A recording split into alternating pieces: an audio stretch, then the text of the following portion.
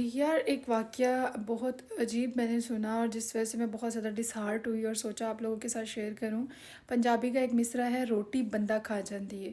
میری پنجابی اتنی اچھی نہیں، اگر کوئی غلط لفظ بول دیا ہو تو معذرت۔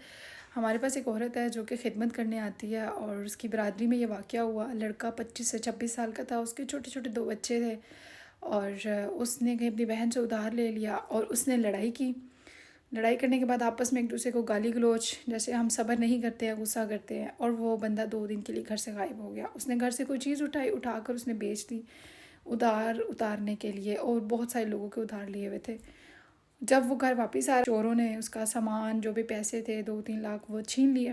مایوس ہو گیا، دل برداشتہ ہو گیا اور اس نے جا کے خودکشی کر لی، رسی کو گلے میں ڈال کے لٹک گیا۔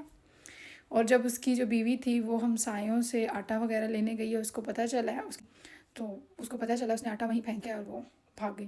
تو یہ واقعہ بتانے کا مقصد جو یہ ہے کہ غربت جو ہوتی ہے نا، وہ ادھورے خواب اور ٹوٹے ہوئے دلوں کی سمجھ لے آواز ہے، یہ دکھائی نہیں دیتی ہے۔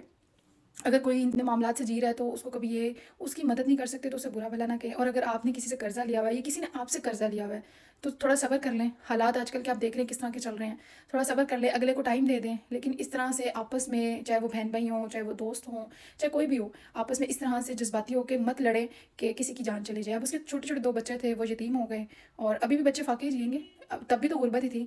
لیکن مایوسی سب سے بڑا گناہ ہے، مایوس نہیں ہونا چاہیے اپنے حالات سے، حالات کے ساتھ لڑنا چاہیے۔ اللہ تعالیٰ نے سب سے بڑی نعمت آپ کو جو دی ہے کہ کسی کا محتاج نہیں رکھا، تو محنت کر لو، ڈرو نہ، مایوس مت ہو۔